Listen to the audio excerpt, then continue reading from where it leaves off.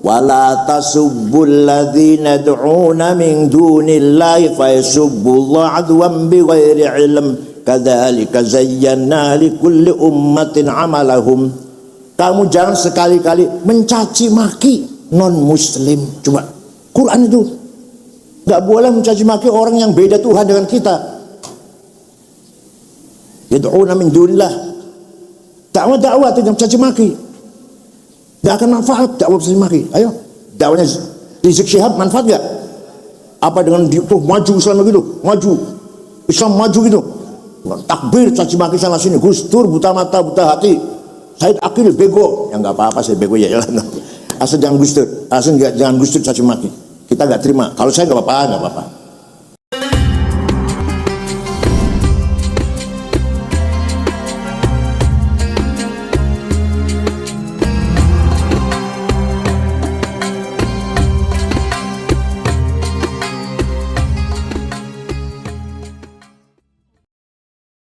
Assalamualaikum warahmatullahi wabarakatuh.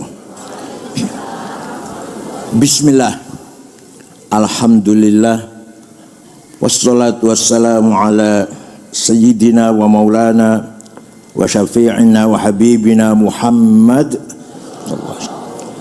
Rasulillah wa ala alihi wa sahbihi wa man ittaba'a bihudah. Ashabal fadilah, hadratul ulama wal masyayikh, dzurriyyah al-marhum wal maghfurlah Syekhuna Ahmad Jumhur aqadahullah fi maq'adi sidqin inda malikin muqtadir, ashab al-ma'ahid, ashabatul kisufiyah, al-mukarram Kiai Zaim, al-mukarram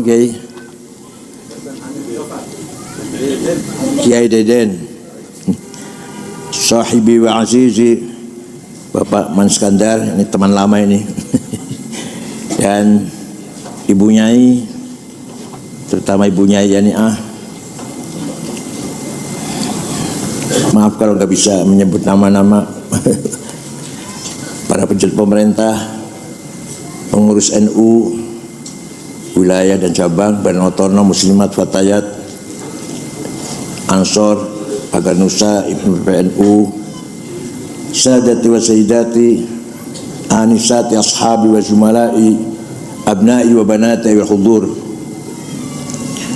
Alhamdulillah, untuk pertama kalinya saya dapat silatul arham dengan dzurriyyah almarhum al-maghfurlah Syekhuna ke Ajengan ke Haji Ahmad Jumhur rahimahullah, dalam rangka zikra wafatih yang ke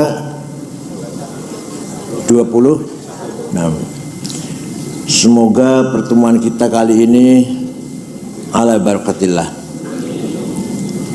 mengenang jasanya para ulama luar biasa sepanjang masa, sepanjang sejarah.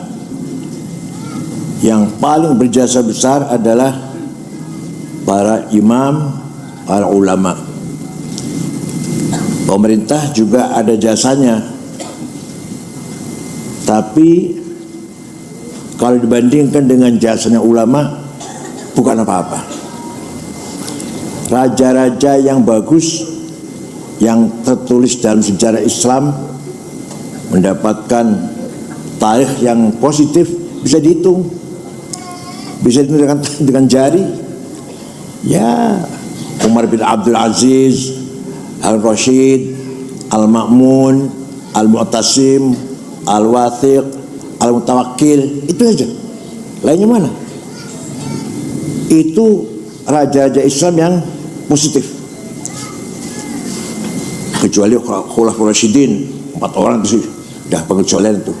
Kalau setelah itu yang betul-betul berjasa terhadap peradaban Islam, kemajuan Islam, dimulai Harun Rashid, diganti putranya Al-Ma'mun, diganti adiknya Al-Mu'tasim, diganti adiknya Al-Wathiq, diganti adiknya Al-Mutawakkil. Dah, setelah itu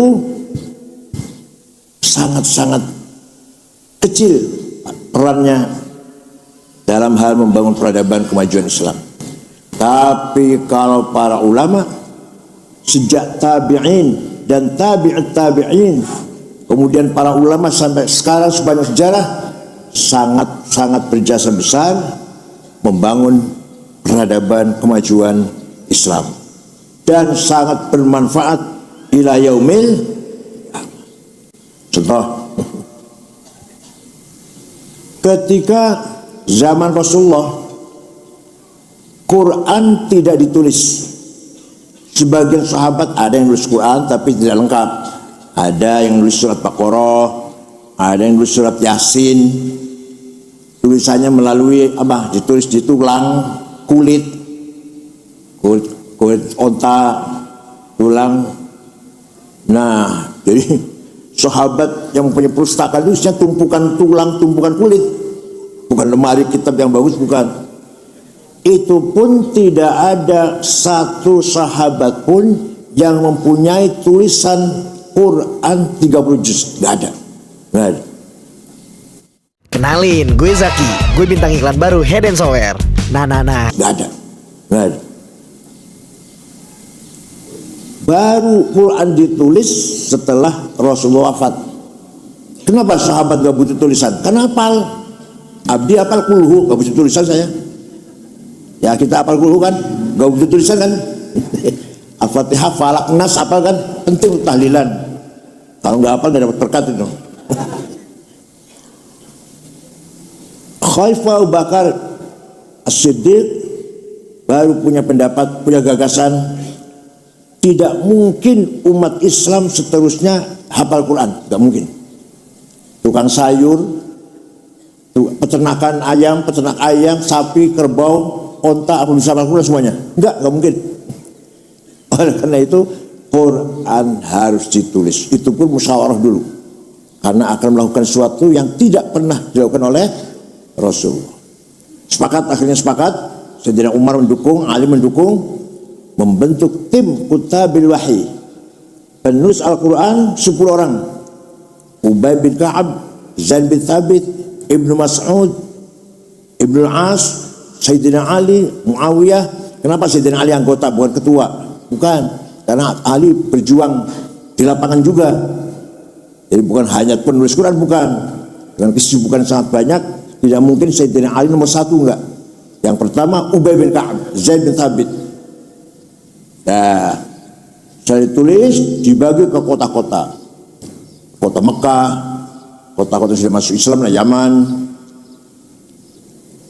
Tidak lama kemudian, setelah Sayyidina Utsman bin Affan jadi khalifah, satu kota dengan kota yang lain baca Qur'annya tidak sama, bertentangan. Di sini takilun, di sana yakilun. Di sini tafakkur, di sana yatafakkarun. Wah, pokoknya bertentangan. Maka Sayyidina Utsman mempunyai pikiran Quran harus ditulis ulang. Bentuk lagi tim, sama timnya dengan Sayyidina Abu Bakar, ditulis ulang. Yang sudah tersebar di kota-kota ditarik ke Madinah, dibakar, kecuali satu itu yang resmi.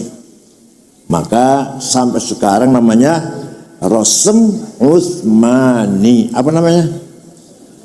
Mushaf Quran yang ditulis zaman Sayyidina Utsman. Bukan mushafnya Bang Utsman, bukan. Nanti Pak Haji Utsman, bukan. Sayyidina Utsman bin Affan. Nah, tapi mushaf yang ditulis zaman Sayyidina Utsman, saya punya fotokopinya di rumah.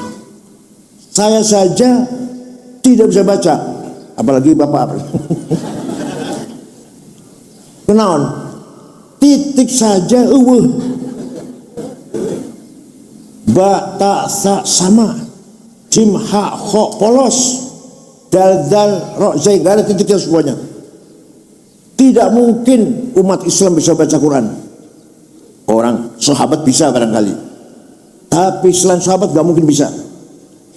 Maka ada ulama bukan sahabat ini, tahun 59 Hijriah wad'un nuqat al huruf, menggagas titik menyempurnakan huruf. Ba titik 1 di bawah, ta 2 di atas, ta 3 di atas, jim di tengah, ha non titik, kho atas 1 di atas. Namanya Syekh Abul Aswad Ad-Du'ali. Sabu ya, tahun 59 Hijriah baru mulai jelas baca Quran. Huruf satu dengan yang lain ada bedanya. Sudah ada titik pun masih banyak umat Islam sulit baca Al-Quran, gak gampang.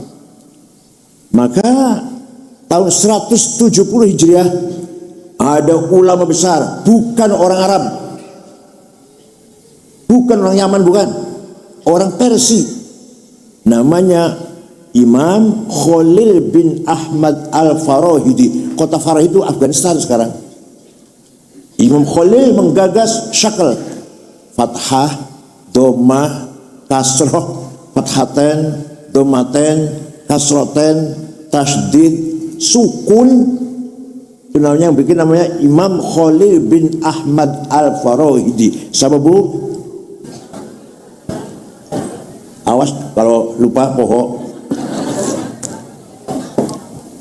Sudah ada titik, ada harokat, mulai terang baca Quran. Tapi sebagian umat Islam mengeluarkan suara dari tenggorokan, makhraj namanya, makhraj namanya.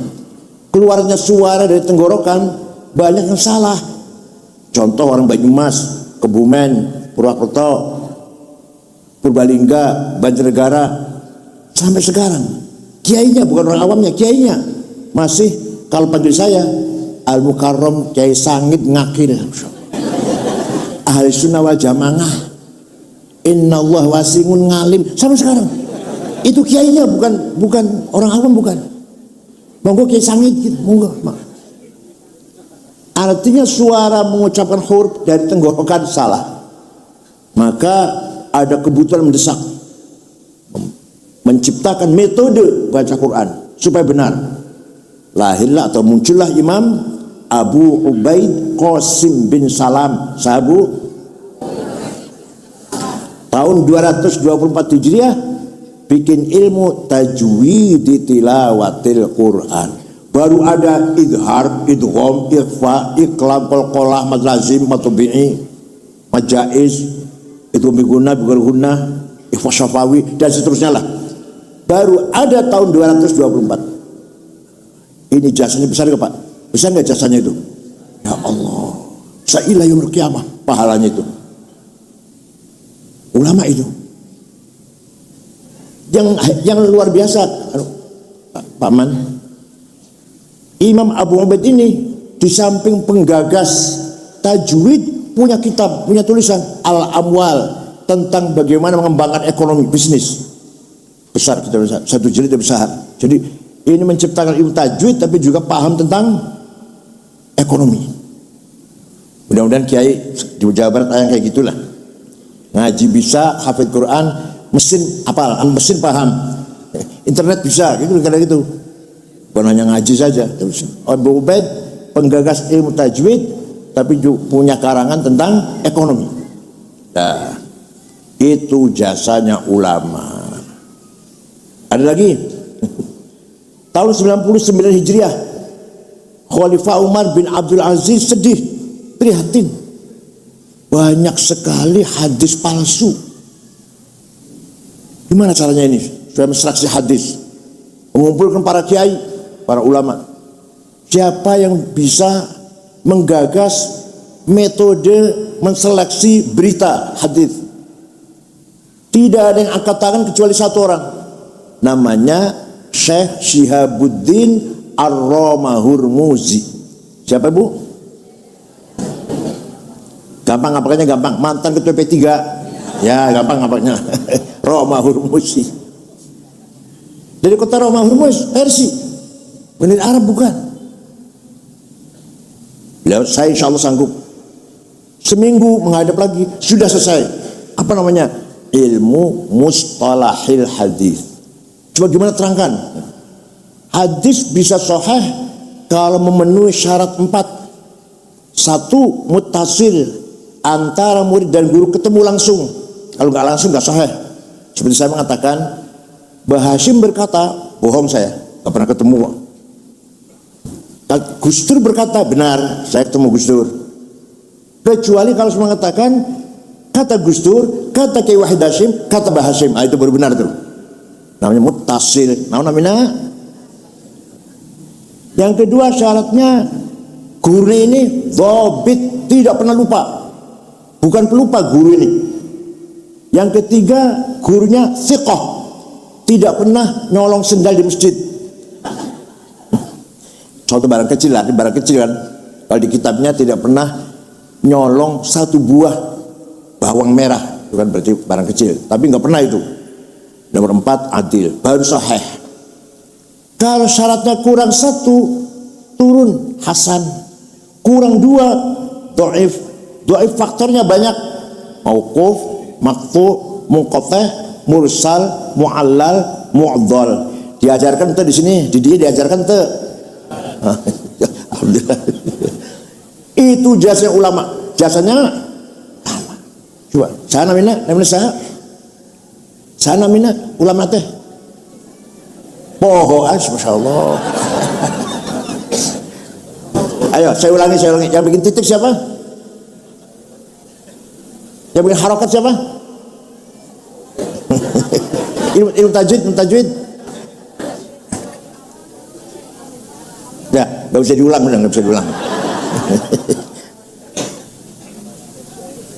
Ada orang baca Quran, wa annallaha bari'um minal musyrikin wa rasulih. Salah. Allah tidak melindungi orang musyrik dan tidak melindungi Rasulullah. Salah. Yang benar bacanya wa annallaha bari'um minal musyrikin wa rasulah. Allah tidak melindungi orang musyrik dan Rasulullah pun juga tidak melindungi orang musyrik. Wa rasulah lu ya. Paham tuh? Kalau wa rasulih, Allah tidak melindungi orang musyrik dan tidak melindungi rasulnya. Kalau wa rasulah, Allah dan Rasulullah tidak melindungi orang musyrik. Lahillah ilmu nahu. Yang gagas ilmu nahu bukan orang Arab. Tuh heran tuh. Orang Persia. Namanya Imam Amr bin Qumbur. Siapa? Yang terkenal dengan panggilan Imam Sibaweh.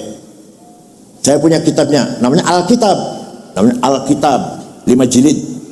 Lahillah ilmu nahu. Masih terus. Masih kuat, apal-apalnya masih kuat.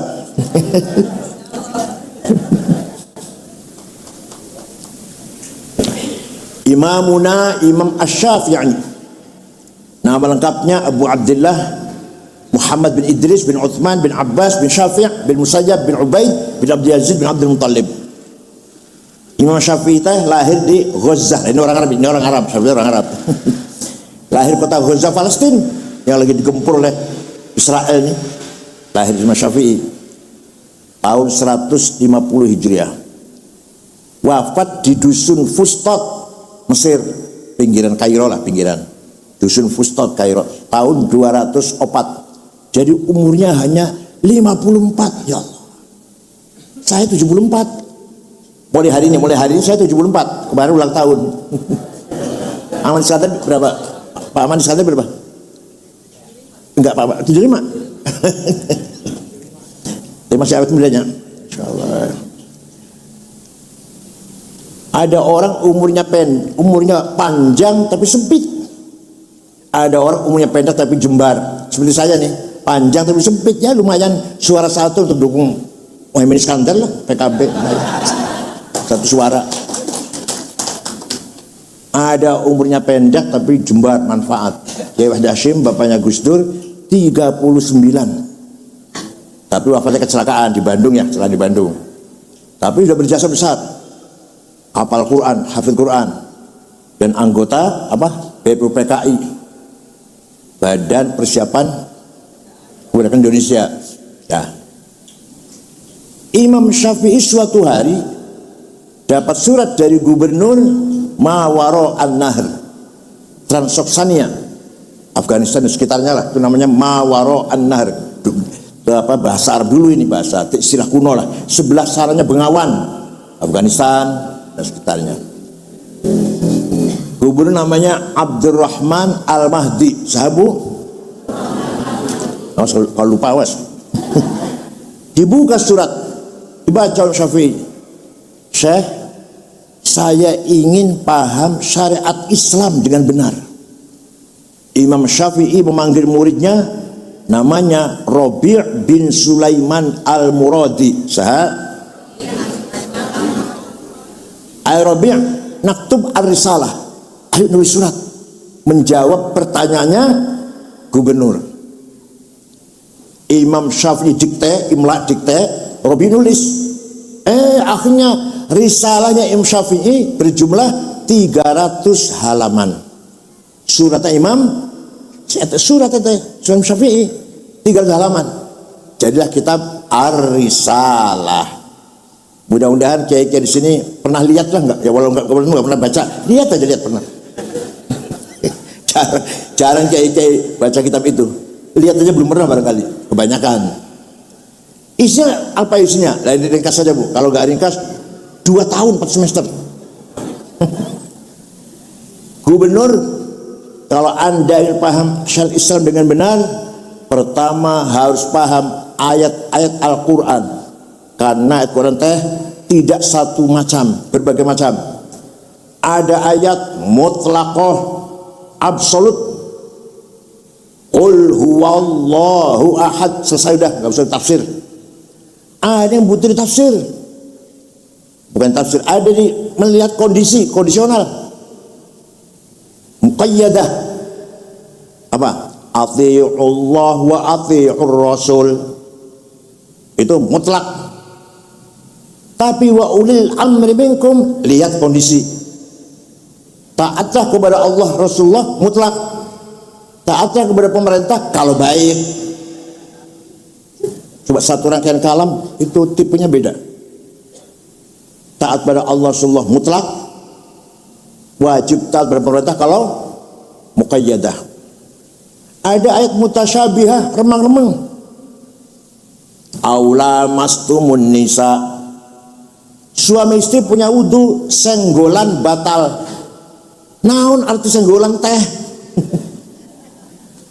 Kata Imam Malik, dengan syahwat batal. Kalau nggak syahwat nggak batal. Imam Hambali, la masa musyarakah, saling merangkul, batal. Kalau tidak merangkul enggak. Tawaf, pegang istri tangannya atau jangan merangkul, jangan saling merangkul, enggak batal. Itu Imam Ahmad bin Hambal. Kata Imam Syafi'i, suami istri punya wudu, senggolan, sengaja enggak sengaja, syahwat enggak syahwat, batal. Kata Imam Hanafi, kata Imam Hanafi, suami istri punya wudu, ciuman, pegang-pegang, sengaja, syahwat, tidak batal asal tidak melakukan yang satu. Ngerti yang satu? Alhamdulillah. Asal tidak melakukan yang satu nggak batal. Itu Hanafi itu.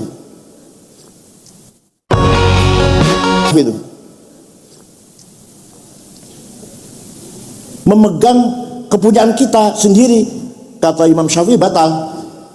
Kata Imam Hanafi, masa punya sendiri batal, punya orang lain baru batal? Punya sendiri nggak batal? Kata Imam Hanafi, enggak, ini ilmiah Bu. Porno nggak apa, bukan porno, enggak. Ini memegang punya sendiri. Syafi'i batal, walaupun nggak sengaja. Hanafi tidak. Kalau punya sendiri, kalau punya orang lain baru batal. Itu namanya ayat mutasyabihah. Ada ayat umum dan khusus. Yang umum aqimus shalah, siapa saja, kapan saja, di mana saja. Yang khusus waqatilul ladzina kafaru wajahidu fi sabilillah, perang kalau lagi perang. Masa aman gini ngebom? Di Bandung ayah, terus di Bandung ayah, di Bandung. Yang aja di Garut lah, Garut. Cirebon, Kuningan, Indramayu, Cirebon. Namanya Syarifuddin dari Kuningan. Indramayu namanya Muazzam dari Karangampel.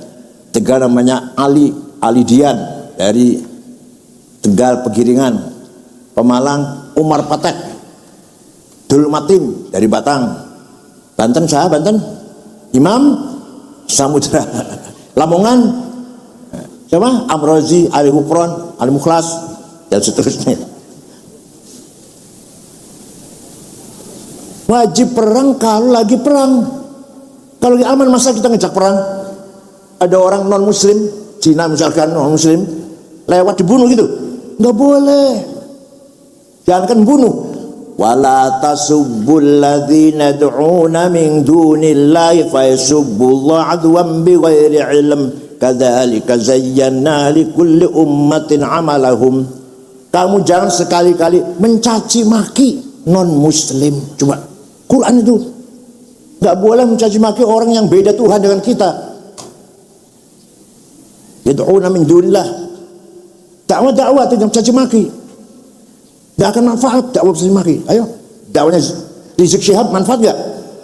Apa dengan tuh maju Islam gitu, maju Islam maju gitu, takbir caci maki sana sini, Gus Dur buta mata buta hati, Said Akil bego, ya nggak apa-apa saya bego ya, asal jangan Gus Dur, jangan Gus Dur caci maki, kita nggak terima. Kalau saya nggak apa-apa. Walhasil misu-misu nyaci maki saja nggak boleh, apalagi membunuh kalau tidak lagi perang. Man qatala dhimmiyan fa ana khasmuhu yaumal qiyamah wa man kuntu khasbahu falam yashumma raihatal jannah. Barang siapa membunuh non muslim, nanti di akhirat berhadapan dengan saya. Barang siapa berhadapan dengan saya, tidak akan mencium bau sorga. Coba segitu terangnya. Ada lagi hadis, laisa minna man bata sab'an wa jaru jai'un walau ghairu muslim, atau musliman kan ghairu muslim. Bukan umatku kalau tidur malam perut kenyang, punya tangga kelaparan. Coba, bukan umat saya, kata Nabi Muhammad. Kita tidur kenyang perut habis makan malam sate, tetangga kelaparan, walaupun tetangga itu bukan muslim.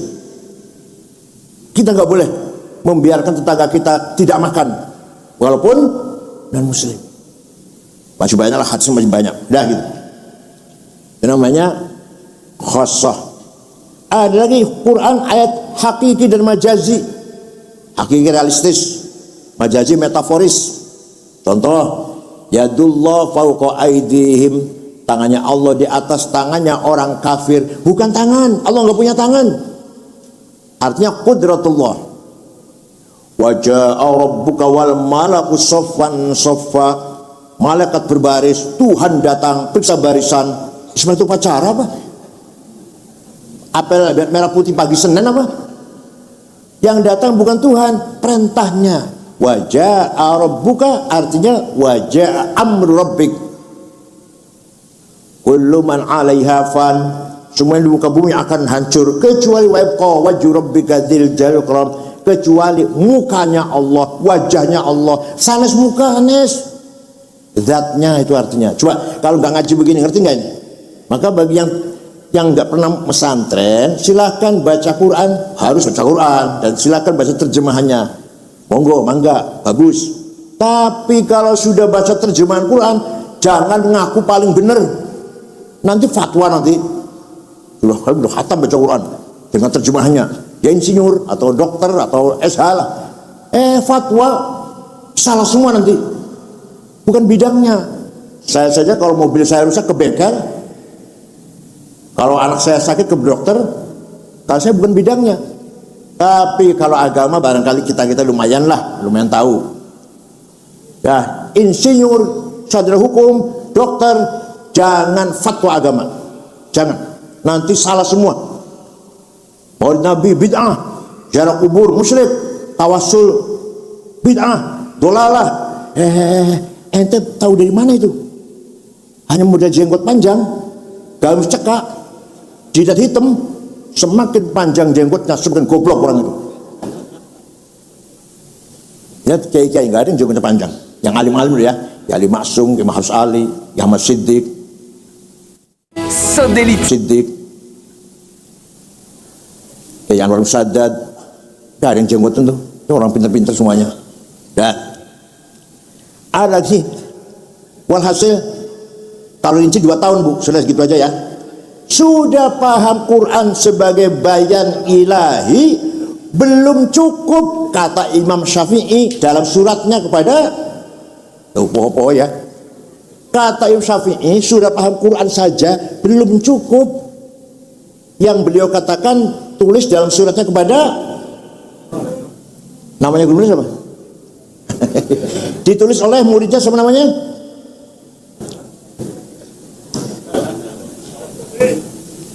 Harus paham hadis, gak cukup Quran.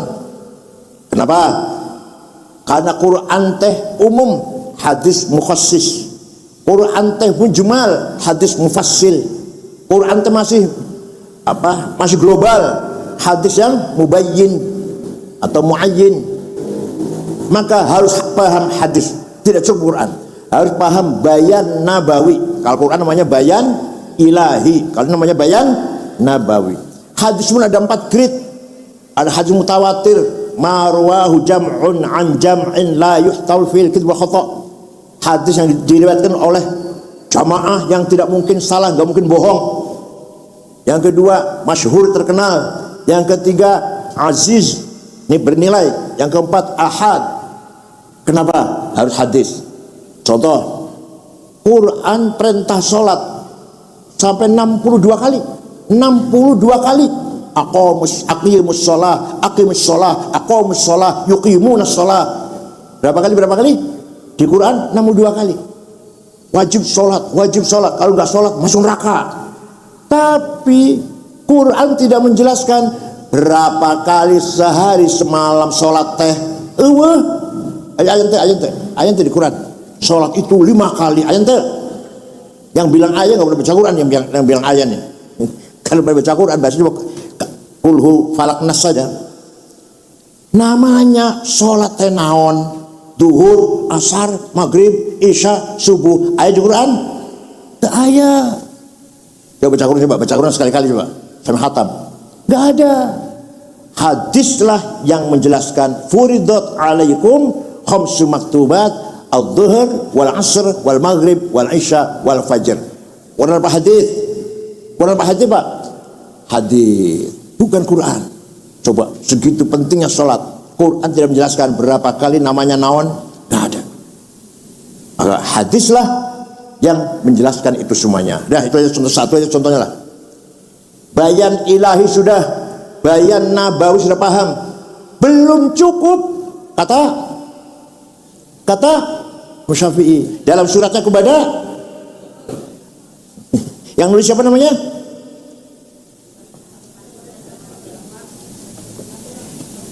Rabi', yang nulis Rabi' bin Sulaiman, yang sudah paham nas, baik itu nas ilahi atau nas nabawi, belum cukup. Akal harus dipakai, akalnya ulama, bukan akalnya anjing, bukan. Masya Allah. Apal kita akal ampas kelapa lah, Masya Allah. Akal ikan asin, ampas kelapa, sambil terasi, pete. Akalnya ulama harus dipakai. Akal ada 2 macam. Ada berapa? Akal kolektif rame-rame memutuskan hukum, namanya ijma. Apa namanya? Mana contohnya? Arkanus sholati sab'ata asyar. Rukun sholat ayat 17, takbiratul ihram, niat, al-qiyamu berdiri bagi yang mampu, qiraatul fatihah, baca fatihah ketika berdiri, ar-ruku'. Bukan Quran, bukan hadis. Nah, oleh teh banyak, ini contoh satu aja contohnya. Banyak sekali di Quran gak ada, hadis gak ada. Ulama yang menegaskan dengan sepakat. Maka kalau orang tidak taklid pada salah satu imam, terutama Syafi'i, terutamanya di kita, gak akan tahu rukunnya sholat. Yang gak taklid pada Syafi'i, gak akan tahu rukunnya sholat. Ya, kalau gak hanya Quran hadis saja, gak akan tahu rukun sholat. Kalau ada ustadz sholatnya bagus, saya tanya, Ustadz, sholatnya bagus sekali, sujudnya, rukunya sempurna lah. Belajar dari mana Ustadz? Oh, saya belajar dari Quran dan hadis. Wallahi demi Allah, bohong. Ada orang ngaku belajar sholatnya langsung dari Quran hadis, demi Allah, bohong. Kepet saja murid bohong. Yang benar dari ayah saya, dari ibu saya, dari musola di sebelah rumah saya. Kecil saya sholat. Itu nanti ayahnya atau gurunya dari gurunya, mentok pada Imam Syafi'i, Imam Syafi'i dari gurunya Imam Malik, Imam Malik dari gurunya Imam Rabi'ah, Imam Rabi'ah dari gurunya Imam Kharijah, Imam Kharijah putra sahabat Zaid bin Thabit. Sahabat Zaid bin Thabit dari Rasulullah, sahabat. Jadi kita sholat ikut Imam Syafi'i, berarti ikut Rasulullah. Dah, itu namanya bayan akliyah jama'i. Ada lagi akal individual, namanya qiyas. Namanya analogi. Penting, qiyas itu penting sekali, qiyas itu. Kalau nggak ada qiyas lah, nggak bisa ngapa-ngapain. Contoh, qiyas ada 9. Qiyas ada 9. Aulawi, burhani, mantiki, jadali, istiqra'i, tamthili, khitabi, syi'ari, iqna'i. Yang akan saya terangkan 2 saja, yang 7 kalau KDDI. Satu aulawi. Wala taqul lahuma uffi wala tanharhuma. Kamu jangan ngomong kasar sama orang tua, ayah ibu. Kamu jangan bentak-bentak ayah ibu. Dah, kalau gitu kita masuk rumahnya ayah ibu, tempeleng aja, nggak usah ngomong. Boleh nggak? Bisa diterima mana? Bisa tidak. Quran nggak larang. Qiyas. Kalau bentak saja haram, kalau ngomong kasar saja dosa, lebih apa bahasa komode nempeleng. Namanya qiyas aulawi. Qiyas naon? Babil aula, lebih apalagi lah. Komode ya. Wala taqrabuz zina innahu kana fahisyatan wa sa'a sabila. Kamu jangan mendekati zina. Yang dalam apa ini? Mendekati, jangan mendekati zina. Mendekati haram. Zinanya apa? Coba kalau nggak punya qiyas aulawi, nggak pakai qiyas, nggak bisa. Yang kedua, qiyas burhani. Ini penting ini. Qiyas demonstratif, analogik. Sabu-sabu narkoba haram apa halal? Berarti haramkan di Quran aja. Ayat di Quran. Inna sabu sabaya. Hadis ayat qala Rasulullah sabu ada narkoba, heroin, kokain haram. Ayat. Ijma ayat. Sepakat 54 bahwa sabu-sabu haram. Ayat. Belum ada sabu-sabu zaman waktu itu, nggak ada sabu-sabu. Nah, hal pakai qiyas, nama qiyas burhani. Fakta. Misalkan sabu-sabu, hadza muskirun, ini barang memabukkan, wa kullu muskirin khamrun, setiap yang memabukkan masuk kategori khamr, wa kullu khamrin haram. Khamr itu haram, bentuknya apa saja. Di Quran ayat kalau khamr, selain khamr enggak ada. Khamr ada di Quran, haramnya itu. Berarti kesimpulannya ini barang haram. Hadza muskirun, namanya muqaddimah sughra, premis minor. Wa kullu muskirin khamrun, namanya muqaddimah kubra, premis major. Wal khamru haram, namanya qaul syarih, legal statement. Wa hadza haram, namanya natijah shadiqah, positive conclusion. Paham tidak? Kalau nggak ada qiyas, nggak bisa hukumi sabu-sabu, nggak bisa. Di Quran nggak ada, di hadis ijma saja nggak ada. Maka dengan adanya ijma dan qiyas, dengarkan ibu, pak, dengan adanya ijma dan qiyas lahirlah ilmu yang sangat penting, namanya ilmu fikih. Ilmu apa namanya? Ini haram, ini wajib, ini makruh, ini sunnah, ini ya Allah. Berangkat dari metode ijma dan qiyas. Kalau nggak ada ijma qiyas, nggak ada ilmu fikih. Dari Sapinah, Sulam, Fathul Qorib, Fathul Wahab, Fathul Mu'in, Muhadzab, Majmu' 24 jilid, Mahalid 40 jilid. Karena ada ijma dan qiyas. Kalau tak ada ijma qiyas, nggak mungkin ada ilmu fikih.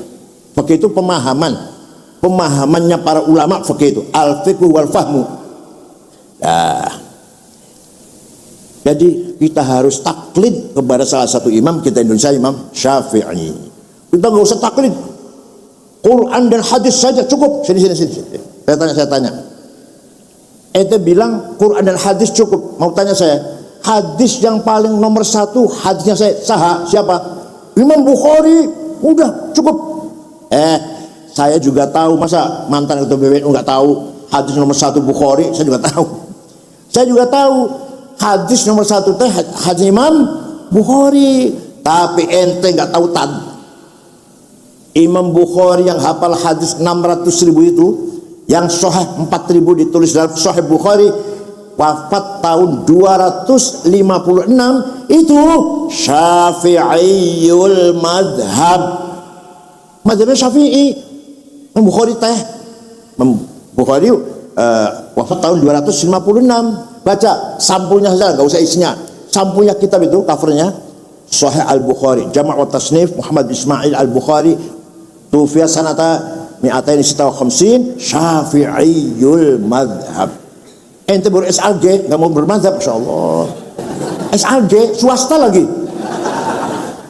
Dosennya sering nggak datang, dia sering bolos, pas. Asal bayar 15 juta, SAG. Will you get 5 stars? Jadi harus taklid pada Syafi'i, pada imam lah. Tidak mungkin langsung pada Quran hadis saja. Bukan kita antum makomnya, bukan. Ya syukur kalau ente bisa, syukur. Nanti ada mujtahid kelima nggak apa-apa kalau ente hebat. Nah ini imam 4 orang terutama Imam Syafi'i berjasa apa tidak? Luar biasa.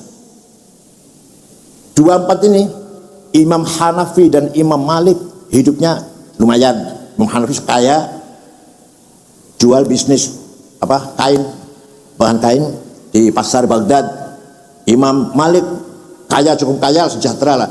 Yang melarat Imam Syafi'i dan Hanafi dan Hambali. Makanya biasa rata-rata kalau bermadzhab Syafi'i melarat. Iya betul.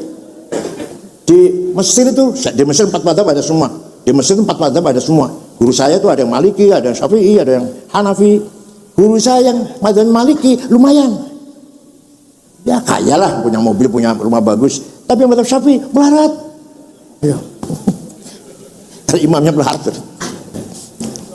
Nah, itu namanya qiyas. 2 saja ya, yang 7 masih nanti lagi lah kalau sini lagi.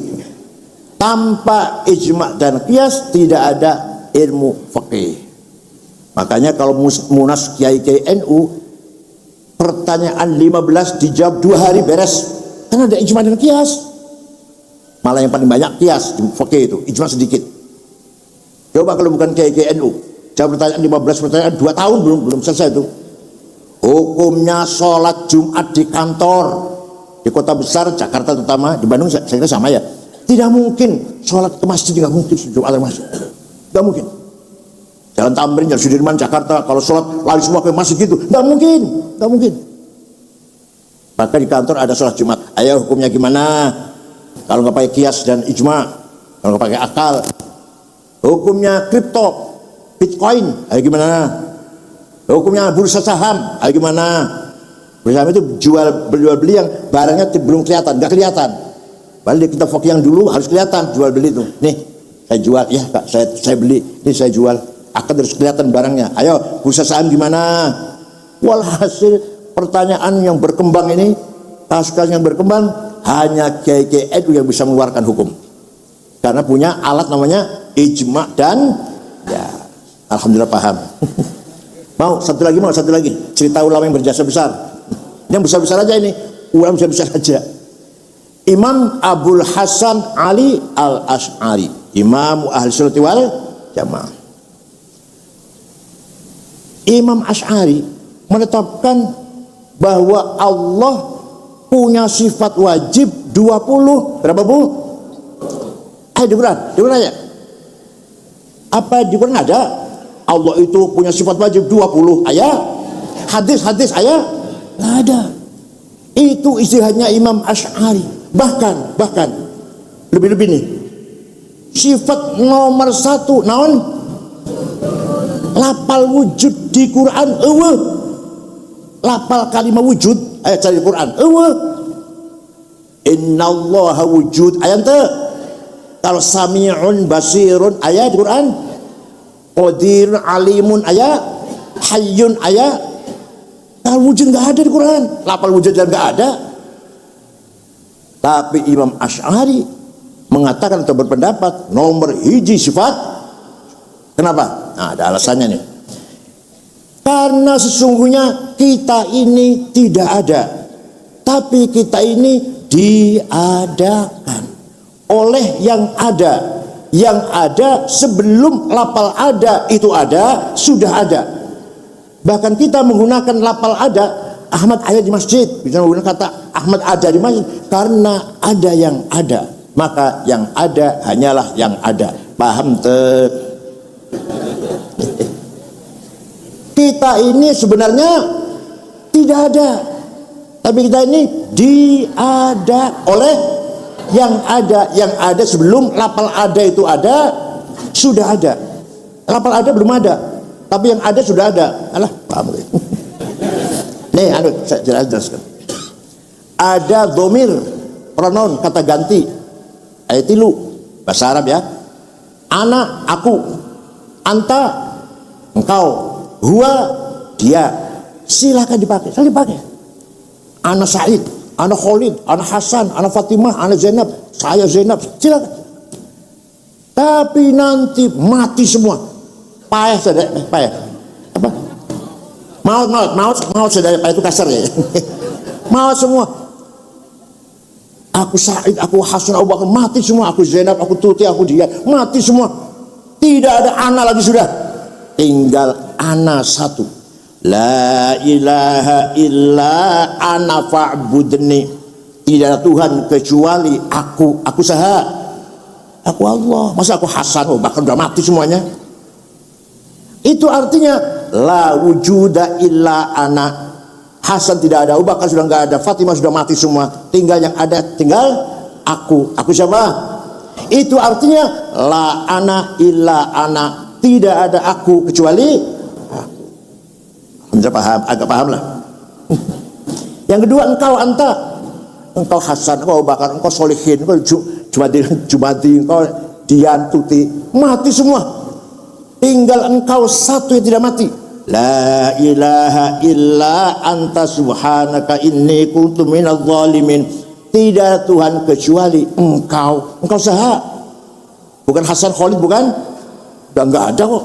Itu artinya la wujuda illa anta. Tidak ada yang ada kecuali engkau. Artinya la anta illa anta. Tidak ada engkau kecuali engkau. Terakhir huwa dia. Dia Hasan, dia Abu Bakar, dia Abdurrahman, dia Tuti, dia Maryam, Zainab, mati semua.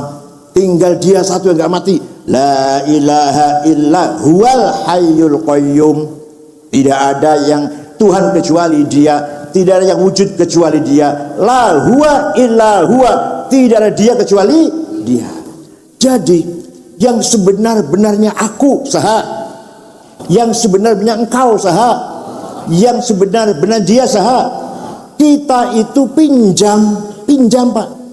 Pinjam ananya Allah, antanya Allah, huwanya Allah, pinjam. Maunya berapa tahun pinjamnya? Jawab.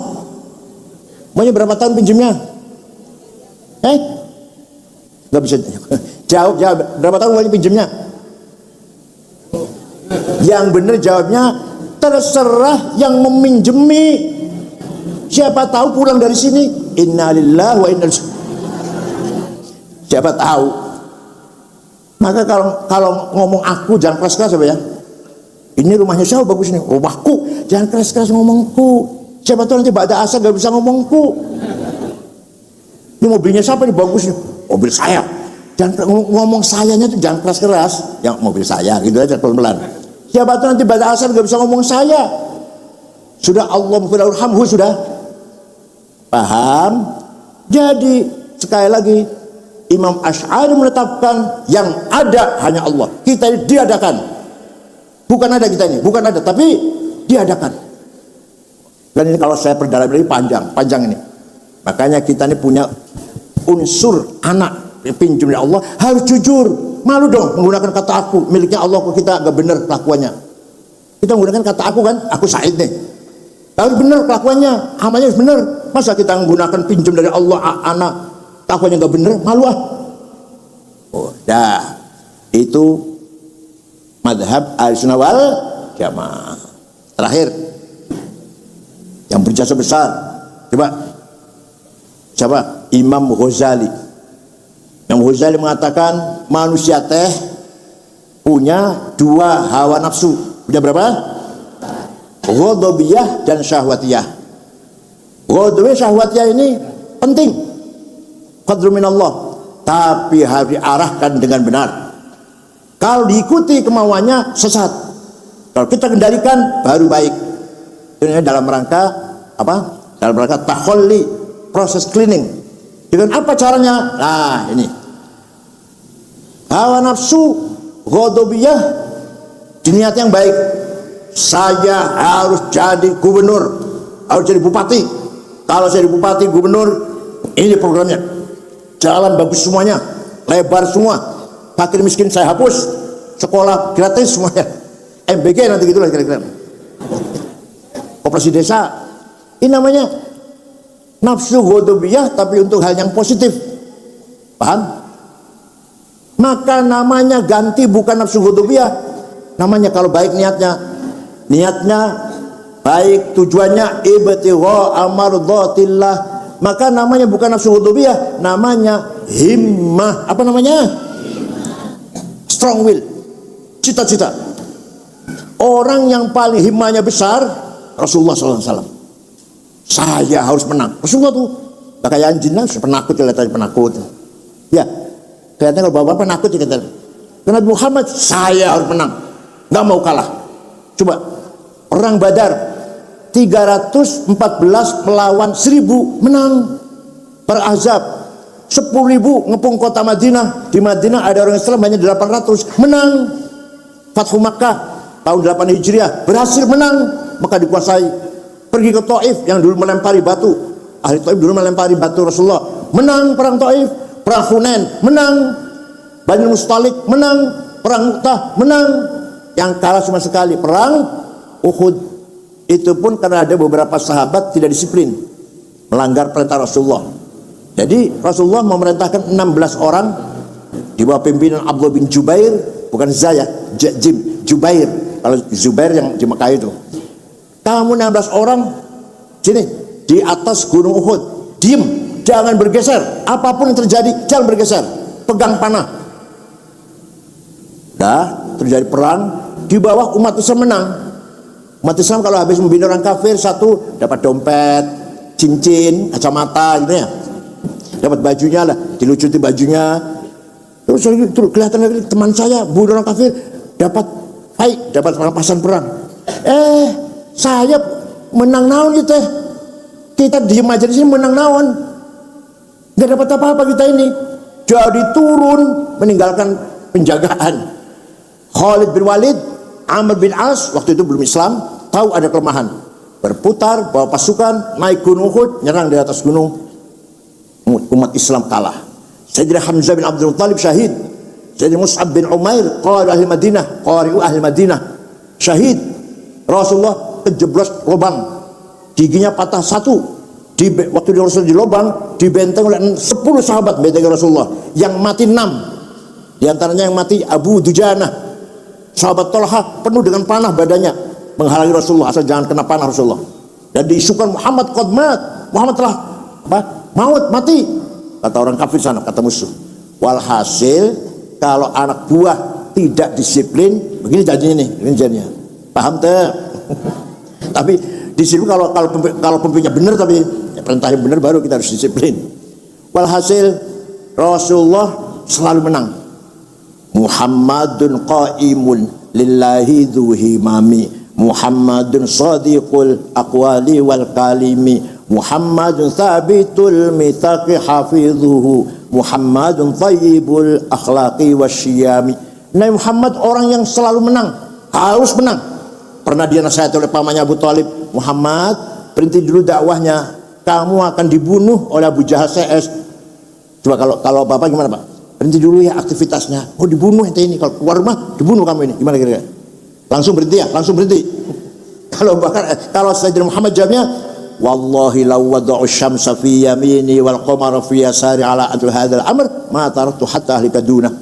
Demi Allah, seandainya orang Quraisy meletakkan matahari tangan kananku, bulan tangan kiriku, agar aku berhenti dakwah, tidak akan berhenti sampai saya menang atau mati. Itu ente Bapak, gitu ente punya semangat gitu enggak? Pantesan kalahan. Punya semangat gitu ente? Ayo kita bunyi bareng ya. Menang itu wajib. Ayo. Kalah itu dosa. Saya harus menang. Itu apa saja, menang apa aja. Bung Karno, coba. Punya apa Bung Karno? Indonesia harus merdeka. Coba. Itu namanya himmah, bukan nafsu hudubiyah, bukan. Ya Hasyim Asy'ari, NU harus besar. Seluruh Indonesia harus ada NU. Coba. Himmah itu. Bukan uang, bukan senjata, bukan paksaan. Itu namanya himmah. Ayo dari hari ini, dari hari besok, dari sekarang lah sampai besok, kita punya himmah, harus menang. Harus apa? Itu namanya nafsu hudubiyah menjadi himmah. Yang kedua, nafsu syahwatiyah. Ingin punya duit banyak, mobil banyak, rumah banyak, perusahaan banyak. Saya mau jadi konglomerat, jadi apa? Naga ke 10. Maksudnya naga 9 terus. Kalau niatnya baik, kalau saya kaya ini, walhasil bagus lah. Kiai-kiai yang sandalnya lili saya ganti semua. Kiai-kiai yang sorbanya sudah 2 tahun belum ganti, saya belikan semuanya. Yang minyaknya masih misik, saya belikan nanti Hugo Boss atau apalah, Louis Vuitton yang 7 juta itu. Nah, setiap kiai minyak wanginya itu parfumnya Louis Vuitton atau Bulgari yang 5 juta atau Jo Malone 3,5 atau lain-lain lah, merek lain-lain. Jangan misik terus, masya Allah, itu batuk baunya itu. Candanya lili, sarungnya pecah, gajah duduk, ya Allah. Tasnya tas itu teh, tas eta teh yang paling sedengan Icola, Delsi, apalagi Samsonite 3 juta. Kalau mau mahal Gucci 75 juta, atau ada Hermes ada lebih lagi. Kiai tasnya bukan merek itu, bukan. Di pojok ada tulisan Musyawarah Majelis Ulama Kabupaten Bandung. Kalau saya kaya, itu kayak model gitu saya beresin semua tuh. Yang belum pernah umroh saya umrohkan semua. Baik itu niat itu baik itu. Dan tujuannya ibtigha amardhatillah. Maka nafsu syahwatiyahnya bukan nafsu syahwatiyah, ganti namanya azimah. Apa namanya? Ala qadri ahlil azmi ta'til azaimu wa ta'ti ala qadri kiramil makarimu fatakburu fi ainis saghiri sigharuha wa tasgharu fi ainil azimil adhaimu. Makarim, adhaim, kesuksesan adalah dengan azimah. Ya Allah. Pada Quran teh, wal yakhshal ladzina law taraku min khalfihim dzurriyyatan dhi'afan khafu 'alaihim falyattaqullaha wal yaqulu qawlan sadida. Jangan sampai kamu mati meninggalkan anak cucu yang dhi'afan larat. Usahakan, ayo usahakan kamu mati meninggalkan anak yang sejahtera, cucu yang sejahtera, menikmati harta warisan dari kamu. Perintah Quran itu teh. Walaqad katabna fi zaburi min ba'di dzikr annal ardi yarithuha ibadiyas salihun. Saya tetapkan dalam kitab Zabur bahwa kekayaan alam, nikel, batu bara, emas, berlian, intan, mutiara, uranium, apalagi timah dan seterusnya, mangan, boksit, granit, besi, tembaga. Di Indonesia ada semua tuh. Indonesia ada semua itu. Untuk hamba-hambaku yang soleh, itu kita ini. Kata Allah, itu kekayaan alam untuk kita ini. Yang menikmati malah, aduh, ayo punya tambang tuh. Ada yang punya tambang?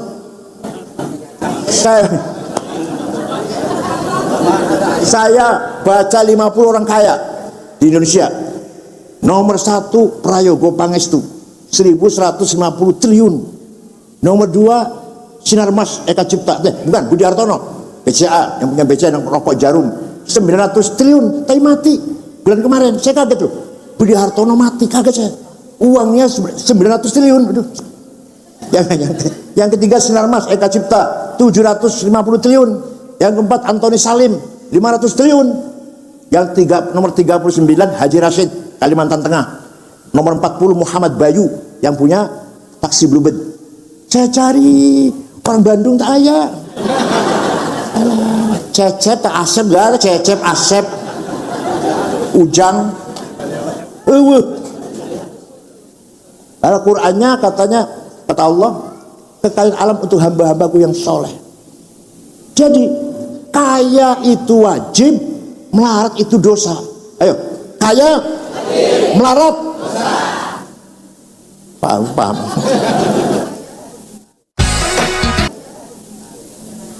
Sayyidina Utsman, sahabat Utsman yang sudah dikasih tahu pasti masuk surga. Ada 10 sahabat yang pasti masuk sudah dikasih tahu. Abu Bakar, Umar, Utsman, Ali, Sa'ad, Sa'id, Talha, Zubair, Abdurrahman bin Auf, Amir bin Jarrah.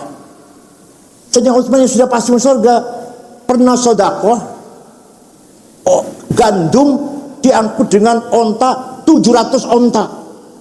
Ya karena kaya dan Roma dan dermawan. Bahasa Sunda naon Roman teh? Bahasa Sunda apa? Merehan.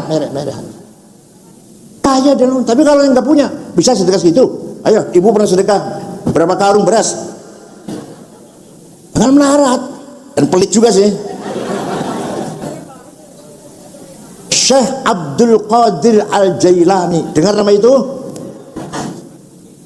Wali kutub ada 4. Syekh Abdul Qadir Jailani, Abil Hasan Asyadili, Hasan Rifai, Said Ahmad Badawi. Itu Syekh Abdul Qadir Jailani suatu ketika ziarah kubur ke Mesir. Dia orang Baghdad. Ziarah kubur Imam Syafi'i tadi, Syafi'i di Dusun Fustat. Ya, tahlil, doa-doa, selesai.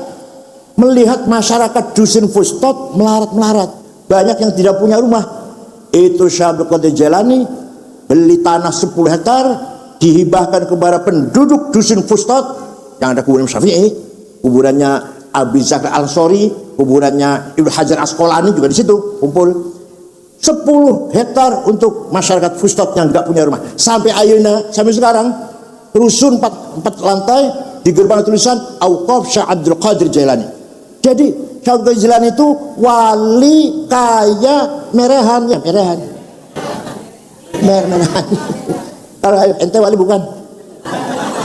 Bukan. Kaya ente dermawan merehan ente wali bukan, melarat pelit. Masya Allah sempurna.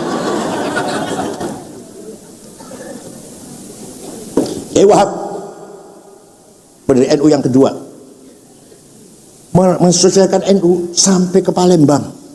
Ke Palembang jumpa Kiai Kamil Soleh asli orang Semarang, pendiri NU Palembang. Ke Banten Menas Pandeglang jumpa Kiai Abdurrahman, jadi istrinya Pak Hafid Utsman, cucunya itu maksudnya Kiai Abdurrahman pendiri NU Pandeglang Banten. Ke Bogor Ajengan Pagentongan pertama NU di Bogor. Betawi Guru Marzuki Cipinang, Cirebon Kiai Abbas, Lasem Mbah Masum, Semarang Kiai Ridwan, Kudus Raden Asnawi Kudus, Cepu Kiai Usman, Lombok Tengah itu tahun 30-an, tahun 34 atau 35 lah gitu. Kayak apa jalan, kayak apa transformasi. Ya Allah, sampai Lombok Tengah. Berdiri NU di Lombok Tengah, Kiai Hasun dan Kiai Faisal. Itu Kiai Wahab muter-muter mensosialisasikan NU tanpa proposal. Uangnya sendiri itu. Kita ini NU sekarang ini jasa Kiai Wahab, fikron wa amalan wa malan. Kita apa-apa bikin proposal ya, Masya Allah. Waktu Rasulullah Mi'raj, melihat ada orang bangun dari kuburan Ba'ats, tinggi besar, tinggi gagah besar. Setelah didekati, Rasulullah mendekat, mukanya bolong, gak ada dagingnya, pipinya bolong, tinggi besar dan mukanya bolong. Rasulullah kaget, mana ya Jibril? Itu siapa Jibril? Gagah mukanya bolong. Oh itu umat ente yang rajin bikin proposal.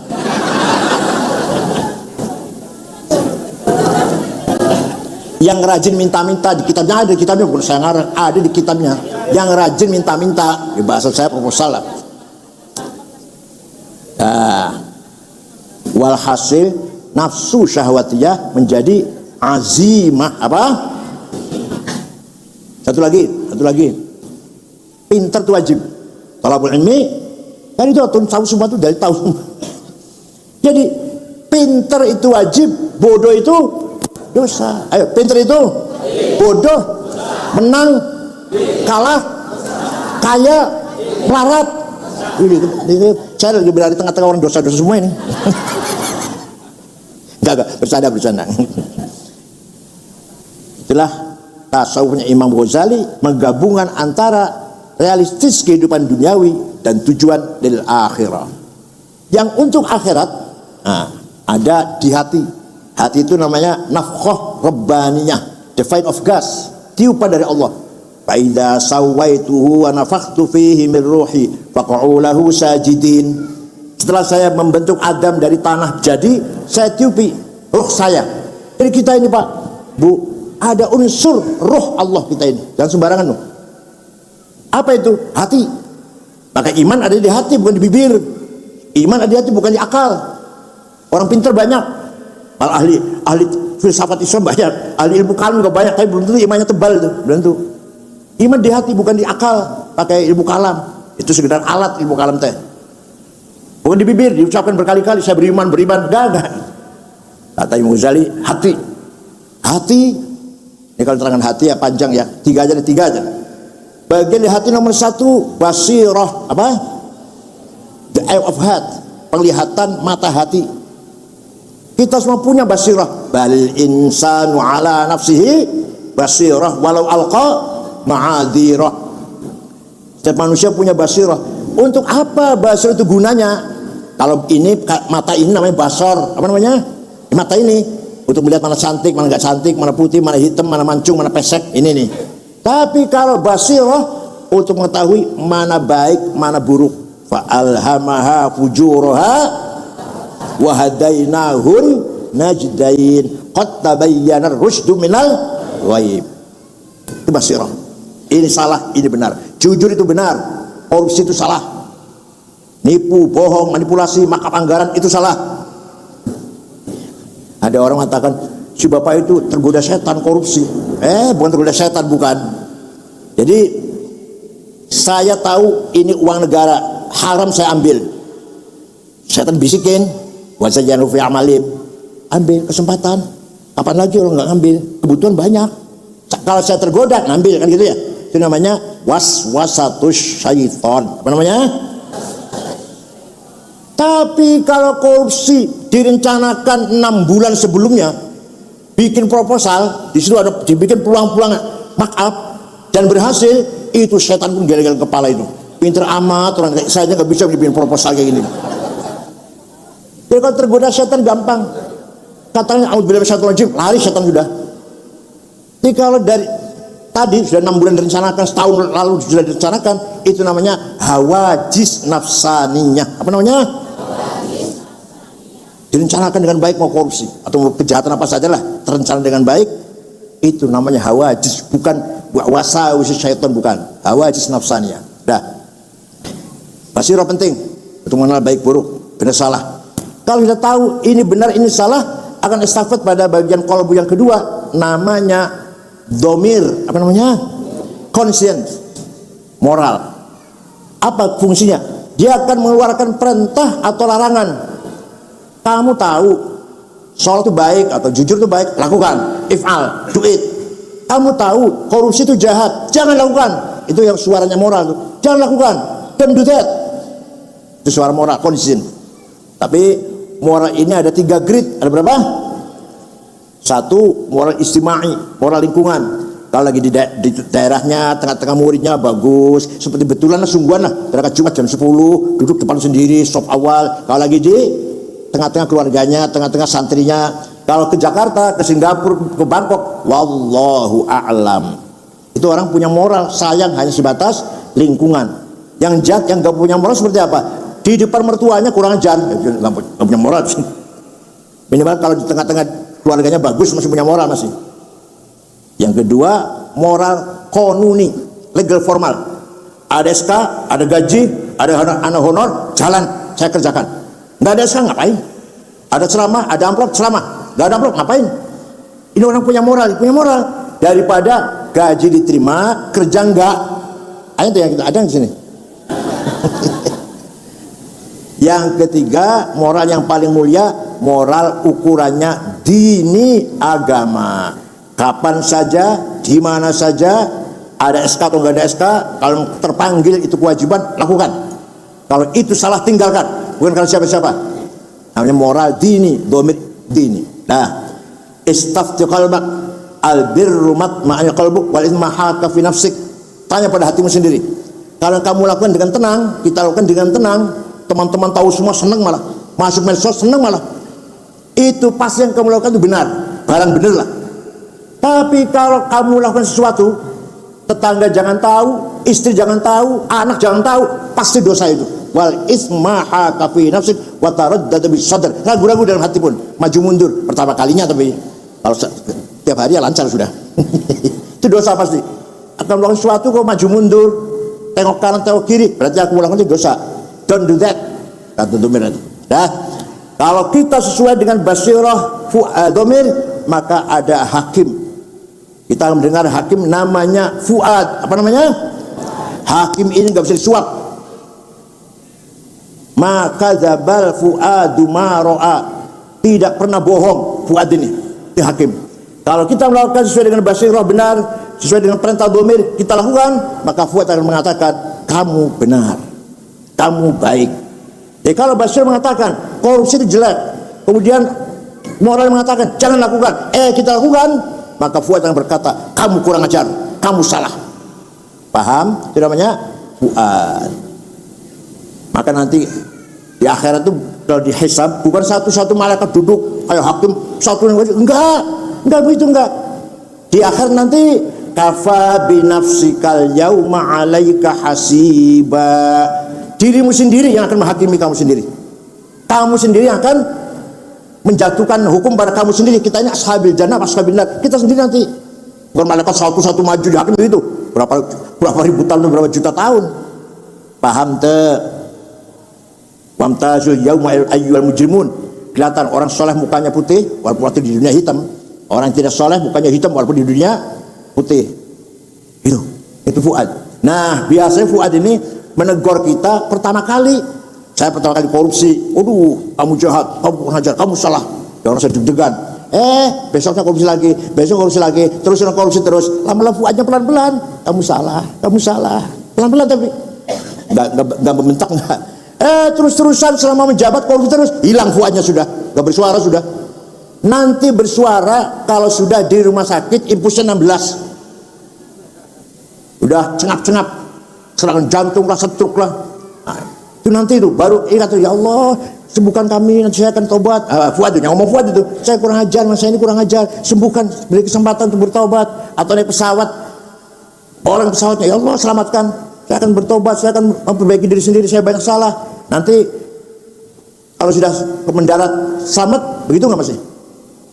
Ingat kepada Allah begitu nggak? Apa sudah kumat lagi? Naik kapal bocor, mau tenggelam, ya Allah selamatkan saya banyak kurang ajar, saya banyak kesalahan, saya banyak dosa. Udah selamat gimana? Itu namanya Fuad. Dalam hari kita usahakan ingat pada Allah selalu ingat pada Allah sekarang juga, seperti kita ingat pada Allah ketika sakit, ketika naik pesawat mau jatuh, ketika naik kapal mau tenggelam. Itu kita ingat pada Allah sekarang seperti ketika masih dalam keadaan darurat. Inilah namanya Fuad. Masih ada dua lagi kekuatan hati, tapi kalau saya terangkan percuma juga sih. Asror dan lataif. Aduh percuma kalau saya terangkan dah. Percuma. The secret of power. Kekuatan misterius. Bisa memahami yang misteri. Kayak Gus Dur. Contohnya. Waktu baru dioperasi, di kamar itu ada 5 orang. Saya, Pak Muhaimin, Pak Saiful Yusuf, Menteri Koperasi Cakrawardaya, dan Ketua Golkar Jawa Tengah, pengusaha Haji Wisnu namanya. Ya kita di pelan-pelan ngobrol pelan-pelan. Tiba-tiba Gus Dur ngomong gini, mengko aku jadi presiden, nanti saya jadi presiden. Kita orang dimana kaget ini, Gus Dur udah konslet. Ya karena dia operasi juga syaraf kan, konslet sudah. Betul jadi presiden. Pernah jogging jalan-jalan pagi, mampir ke rumah saya sekitar jam 7:30 lah. Minta air putih, minta roti tawar, saya buka AC, tidur, ulem, saya mengorok. Begitu 20 menit bangun, Sampaikan Said kalau sudah usia 56 tahun dari ketua umum PBNU. Benar. Waktu tahun Makassar umur saya 56. Ya Allah. Prabowo itu orang baik, dipecat jadi Pangkostrat, tidak melawan pakai pengacara, enggak. Cuma pergi ke Jordan setahun itu aja. Orang baik. Mengko bakale nanti akan jadi presiden kalau sudah tua. Benar lagi. Wah, banyak kalau Gus Dur. Ini namanya kekuatan asror. Kekuatan apa? Bisa, takkan bisa. Gus Dur itu lengser jadi presiden. Pakaian yang diterima selama jadi presiden 23 bulan tidak dibawa pulang. Jas bagus-bagus. Batik setiap minggu baru waktu jadi presiden. Batik itu setiap minggu baru. Pulang keluar istana tidak dibawa, tinggal semuanya. Sepatu, batik, jas, baju, tas. Bisa nggak? Bisa nggak kita tiru? Nggak punya kartu kredit bang, nggak punya. Kalau habis ceramah di Jawa Timur putar-muter 5 hari, pulang dapat amplop banyak. Di kantor PBN dibagi, yang bawa pulang cuma 1. Tuh namanya kekuatan asror. Dia nggak pernah memikirkan anak saya nanti makan dari mana, bisa punya rumah apa enggak, bisa punya mobil apa enggak. Ketika Gus Dur wafat, hanya Mbak Lisa dan Jenny yang punya rumah, lainnya belum. Bisa kayak gitu, bisa. Itu namanya maqam mutajrid. Sudah without everything. Sudah nggak bikin apa-apa, asal pada Allah. Yang terakhir kekuatan kolbu namanya lataif. Apa namanya? The soft power. Dulu ayah saya kalau memaknai lataif, sesuatu barang lembut, sesuatu yang lembut, aduh sulit tuh. Sekarang gampang, software yang bisa memantau ruh mahfud. Kita punya software dalam hati kita, karena kita nggak pernah diasah ya, hitam jadinya. Contoh, Sayyidina Umar dapat surat dari gubernur Mesir, ya Amir Mukminin, Sungai Nil sedang surut. Biasanya kalau lagi surut gini zaman dulu sebelum Islam, berarti minta tumbal. Gadis cantik diberi perhiasan lengkap, gelang kalung dan seterusnya, dilempar ke sungai. Nanti air datang ditelan oleh air, tumbal. Sekarang udah Islam bagaimana ini? Sayyidina Umar ambil kertas, ambil pulpen kepada saudara Sungai Nil. Kalau kamu mengalirkan air karena Allah, mengalirlah. Kami butuh Anda, kami sangat butuh pada Anda. Tapi kalau kamu mengalirkan air karena ingin gadis cantik, gak usah ngalir, saya gak butuh. Bawa ya ke Mesir, dilempar ya, bawa ke Mesir, dilempar ke sungai ini, datang airnya sampai airnya gak pernah surut. Sebenarnya kekuatan latifah. Banyak contohnya, banyak lah, itu saja ya, salah satu aja lah. Itu di sejarah ada, bukan saya ngarang. Di kitab sejarah ada itu cerita itu. Sayyidina Umar kirim surat pada Sungai Nil, datang airnya sampai sekarang gak pernah surut. Ya Allah, namanya kekuatan apa? Lataif. Mudah-mudahan kiai-kiai di Bandung ayanu asrornya kuat, lataifnya kuat. Bukan sekedar amin, jangan amin tuh. Jawabnya siap, jawabnya gitu, siap jawabnya. Ayo, kita harus pinter. Siap gak? Bukan amin, bukan.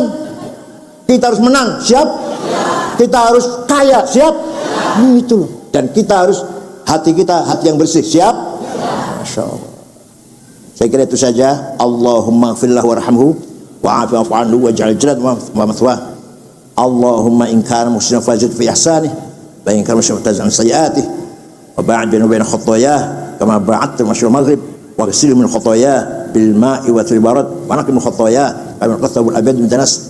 Bismillah wa ala millati rasulillah. Iftah abwaab sama'ika li ruhi wa innahu abduka al-faqir ila rahmat wa maghfiratik. Syukran wa dumtum fil khair barakati wan najah wallahu muwaffiq ila aqwamit thoriq. Wassalamualaikum warahmatullahi wabarakatuh.